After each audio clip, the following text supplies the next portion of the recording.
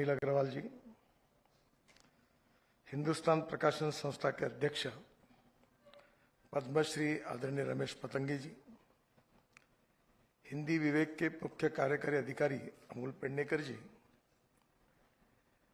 उपस्थित सभी महानुभाव भाई और बहनों, हिंदी विवेक प्रकाशन की ओर से दीपस्तंभ इस किताब का आज विमोचन हो रहा है। दीपस्तंभ के बारे में आप सबको पता है, मैं शिपिंग मंत्री था तो विशेष रूप से समुद्र में एक दीपस्तंभ होता है जो किनारा कहाँ है उसका पता बताता है। और इसलिए जब जहाज आते हैं तो दीपस्तंभ को देखकर फिर बराबर सही दिशा में जाते हैं। हमारे समाज जीवन में, राष्ट्रीय जीवन में ये जो दीपस्तंभ है, संघ का विचार है, उसके पास पहुंचाने की एक अच्छी कोशिश हिंदी विवेक प्रकाशन ने इस किताब में की है। विवेक के विचारों का व्यासपीठ है। रमेश पतंगे जी संघ के महाराष्ट्र प्रांत के कार्यवाह थे। बाद में विवेक में अनेक वैचारिक रूप से उन्होंने लेखन किया। अच्छे अच्छे लेख, विचार प्रवर्तक लेख विवेक के माध्यम से आए और विवेक की प्रतिमा एक विचार व्यासपीठ के रूप में हुई। और विवेक का जब विस्तार हुआ तो हिंदी विवेक प्रकाशन की ओर से भी हिंदी क्षेत्र में ये विचार परिवार, विचार व्यासपीठ सभी को एक नई दिशा देने की, नई प्रेरणा देने की लगातार कोशिश कर रहा है। हम सबको इस बात का अभिमान है कि राष्ट्रीय स्वयंसेवक संघ के शताब्दी समारोह के अवसर पर यह दीपस्तंभ प्रकाशित हुआ है। मुझे लगता है कि एक प्रकार से 100 साल के संघ के कार्य का, जो सामाजिक क्षेत्र में है, जो राजनीतिक क्षेत्र में काम करने वाले स्वयंसेवक है, जो शैक्षणिक क्षेत्र में काम कर रहे हैं, आर्थिक क्षेत्र में काम कर रहे हैं, ऐसे समाज के सर्वांगीण क्षेत्र में संघ से प्रेरणा लेकर राष्ट्र के पुनर्निर्माण के लिए कार्य करने वाले अनेक स्वयंसेवक, अनेक कार्यकर्ता, अनेक संगठन जो कुछ कार्य कर रहे, उस कार्य के पीछे जो भावार्थ है, जो विचार है, वो मुख्य रूप से संघ की प्रेरणा है। और इस संघ की प्रेरणा जो है, ये किस प्रकार से शताब्दी समारोह के उपलक्ष्य में हम इसकी प्रभावशाली कार्य की जो प्रेरणा है, ये सामान्य जन तक कैसे पहुंचा है, इसी प्रयासों से दीपस्तंभ का आज विमोचन होगा। मुझे एक बात की खुशी है कि जिसका उल्लेख मुकुल जी ने अपने भाषण में किया है, वो है व्यक्ति निर्माण। और व्यक्ति निर्माण का जो कार्य है, उसमें विशेष रूप से संघ की ये विशेषता रही है कि सामान्य से सामान्य व्यक्ति जब संघ की पद्धति में कार्य करता है तो कार्य करते करते उस व्यक्ति के व्यक्तित्व में एक आमूलाग्र परिवर्तन हो जाता है। उसके स्वभाव में, चाल चलन, व्यवहार, चरित्र में एक परिवर्तन होता है। और यह परिवर्तन के बाद जो व्यक्ति होता है, वो सामान्य व्यक्ति असामान्य कार्य करता है। और यही संघ की कार्य पद्धति की बहुत बड़ी विशेषता रही है। और इसलिए डॉक्टर हेडगेवार जी के बारे में ऐसे बताते थे कि पहले वो राजनीतिक कार्यकर्ता भी थे और विदर्भ में कांग्रेस के जनरल सेक्रेटरी भी थे। पर संघ की स्थापना करने के पहले उन्होंने क्यों संघ की स्थापना की, ऐसा जब लोगों से तरफ से पूछा जाता है तो ये बताया जाता है कि डॉक्टर हेडगेवार जी ने उस समय ये विचार किया कि हमारा भारत देश इतना विशाल देश था, शक्तिशाली था, उसकी सीमाएं कहाँ तक थी, कितनी थी, सब आपको पता है। और शक्तिशाली होने के बाद में उसमें अनेक राज्य थे और राजे थे। और हमारे देश में कलकत्ता में व्यापार करने के लिए आए हुए इंग्रज, ईस्ट इंडिया कंपनी, जो एक व्यापार करने के लिए आई और आखिर आते आते व्यापार के माध्यम से उनका यूनियन जैक पूरे हिंदुस्तान पर लहरा गया। तो डॉक्टर जी ने कहा कि इसका कारण क्या है। इसका कारण यही है कि हमारा जो समाज था वो संगठित नहीं था, वो डिवाइड था।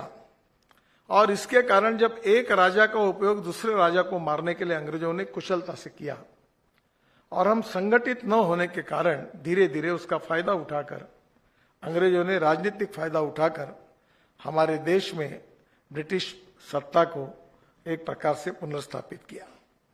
और इसलिए इसका डॉक्टर साहब ने कहा कि इसका मूल कारण है व्यक्ति। जब व्यक्ति निर्माण, व्यक्ति पर अच्छे संस्कार देकर अच्छे व्यक्तियों को निर्माण नहीं करेंगे तब तक सुसंगठित शक्तिशाली समाज निर्माण नहीं होगा।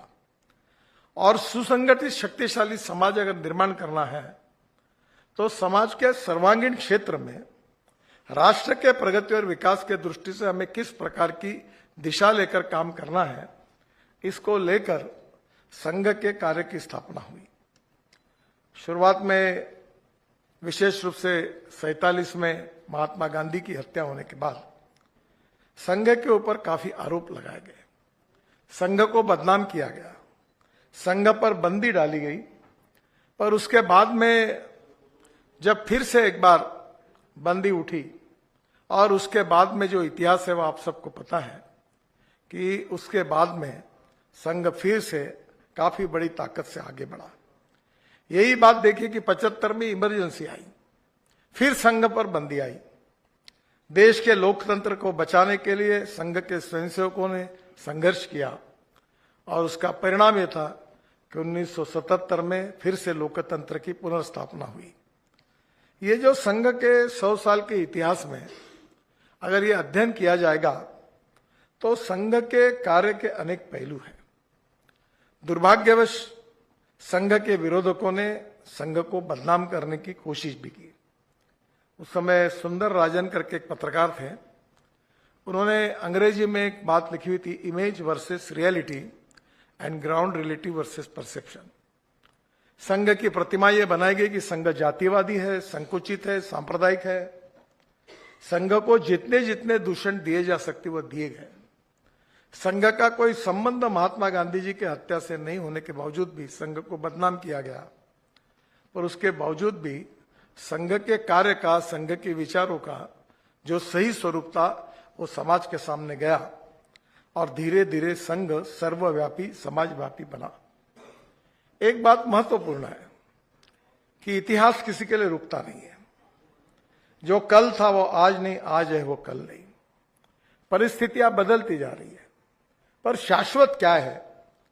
तो ये राष्ट्र शाश्वत है और ये राष्ट्र सुखी, समृद्ध, संपन्न, शक्तिशाली बने। ये राष्ट्र विश्वगुरु बने, ये राष्ट्र दुनिया की महाशक्ति बने। ये हमारी भारतीय संस्कृति, इतिहास और विरासत से मिली हुई प्रेरणा है। और इसका जो संबंध है, जिसके लिए आज भी वर्तमान स्थिति में भी अनेक शब्दों के अर्थ गलत तरीके से उपयोगित किए जाते हैं। हिंदुत्व, धर्म, विशेष रूप से इसको बहुत गलत तरीके से मिस इंटरप्रेट किया गया। और स्वाभाविक रूप से राष्ट्रीय विचारों का संबंध हिंदुत्व से है और हिंदुत्व यही राष्ट्रीयत्व है। यह बात को लेकर संघ ने विशेष रूप से हिंदुत्व के आधार पर जो विचारधारा देश के अनेक कार्यकर्ताओं के मन में प्रज्वलित की, उसके कारण एक सामर्थ्यशाली, समृद्ध, संपन्न राष्ट्र के निर्माण करने की प्रेरणा लाखों करोड़ों लोगों को मिली। अब यह राष्ट्र जो निर्माण करने का कार्य है, इसमें संघ की विशेषता यह है कि राष्ट्र के निर्माण में इसके लिए कितने कितने ऐसे सेक्टर से विभाग है कि जिसमें आमूलाग्र परिवर्तन करने की जरूरत है। वहां संघ स्वयंसेवकों ने संघ के विचारों पर आधारित कार्य का शुभारंभ किया। आदर्श मजदूर संगठन कैसा हो, इसके लिए भारतीय मजदूर संघ की स्थापना हुई।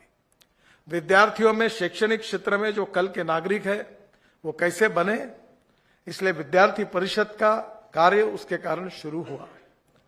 हमारे धर्म जागरण के लिए विश्व हिंदू परिषद के माध्यम से हमारा हिंदू धर्म, हमारा सनातन धर्म और उसकी पॉजिटिविटी ये लोगों तक ठीक प्रकार से समझाया जाए, इसलिए विश्व हिंदू परिषद की स्थापना हुई।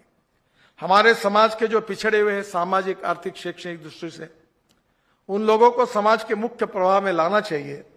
इसलिए वनवासी बंधुओं में वनवासी कल्याण आश्रम का कार्य शुभारंभ हुआ। आज लाखों करोड़ों प्रकल्प चल रहे हैं। लाखों विद्यार्थी वनवासी कल्याण आश्रम से स्कूल में संस्कार लेकर बड़े बन रहे हैं। अगर बात ही की जाए तो आर्थिक क्षेत्र में cooperative credit society, cooperative bank, इसके माध्यम से प्रामाणिकता से आर्थिक क्षेत्र में कैसे काम किया जा सकता है, करना चाहिए, इसके लिए सहकार भारती के रूप में कोऑपरेटिव फील्ड में अच्छे कार्य का शुभारंभ हुआ। किसान हमारे समाज का प्रमुख घटक है और किसानों के लिए संगठित करके गांव, गरीब, मजदूर, किसान की प्रगति और विकास कैसे हो, किसान संघ की स्थापना हुई। ये यादी बहुत लंबी है, अलग अलग क्षेत्र है, काम करने की पद्धतियां अलग है, पर विचार एक है और ये विचार है समता का, ये विचार है बंधुत्व का, ये विचार है स्वावलंबन का, ये विचार है स्वदेशी का। और स्वाभाविक रूप से इस विचारों से प्रेरित होकर हर क्षेत्र में, समाज के हर क्षेत्र में एक परिवर्तन लाने का संकल्प करके अनेक कार्यकर्ता परिश्रम कर रहे हैं। ये बात कहा जाती है कि संघ जातिवाद। लोगों को बताता हूं कि संघ के कैंप में, संघ के शिविरों में, संघ की शाखा में किसी को जात नहीं पूछते। संघ में तो आपको याद होगा कि पुणे की वसंत व्याख्यानमाला में बाला साहेब देवव्रत जी ने जो भाषण दिया था, उस भाषण में उन्होंने कहा था कि जब अस्पृश्यता अगर बुरी नहीं है तो दूसरी कोई चीज बुरी हो नहीं सकती। इस समाज की छुआछूत, अस्पृश्यता, जातीयता समूल नष्ट होनी चाहिए। कोई भी व्यक्ति उसकी जात, पंथ, धर्म, भाषा और सेक्स से बड़ा नहीं होता, उसके गुणों से बड़ा होता है। और इसलिए जाति व्यवस्था को समाज से समाप्त करके सामाजिक समता कैसी प्रस्थापित हो, इसके लिए संघ के कार्यकर्ताओं ने अनेक सालों तक जिस प्रकार के समाज का प्रबोधन किया वो हम सबके सामने है। अभी मुझे याद है पद्मश्री रमेश पतंगे जी आज हमारे बीच में उपस्थित है और हमने किसी के जाति का उल्लेख नहीं करते। जी संघ के ज्येष्ठ प्रचारक थे और उस समय सामाजिक समता का विषय दत्तोपंत जी ने, यशवंतराव केड़कर जी ने इतनी प्रखरता से रखा था कि एक प्रकार से समाज की संवेदनशीलता, हमारे समाज के दलित, पीड़ित, शोषित समाज के प्रति हमारी संवेदनशीलता क्या है, हमारा सामाजिक भाव क्या है और उसकी सेवा के लिए शिक्षा क्षेत्र में, सेवा के क्षेत्र में, आर्थिक क्षेत्र में हमें उनके उत्थान के लिए कैसा काम करना है, ये प्रत्यक्ष विचारों से नहीं, कृति से उन्होंने सबके सामने रखा। और मुझे यही लगता है कि अगर हमारे देश की प्रगति और विकास करनी है तो जाति व्यवस्था को समाप्त करना पड़ेगा, सांप्रदायिकता को समाप्त करना होगा। हम एक है, हम हिंदू है, भारतीय है। और बार बार यह कहा जाता था कि हिंदू शब्द संकुचित है। हिंदू कभी संकुचित शब्द नहीं है। हिंदू ये भारतीयत्व और हिंदुत्व, इसमें कोई अंतर नहीं है। और इसीलिए संघ में उल्लेख होता था, संस्कृति सबकी एक चिरंतन, पुरखे जिसके हिंदू है, विराट सागर समाज अपना, हम सब इसके बिंदु है। मैं जब महाराष्ट्र में काम कर रहा था तो अब्दुल रहमान अंतुले साहब मुख्यमंत्री, उसके बाद उनसे बातचीत होती थी तो एक बार मुझे बताया, नितिन तुम्हें मालूम है क्या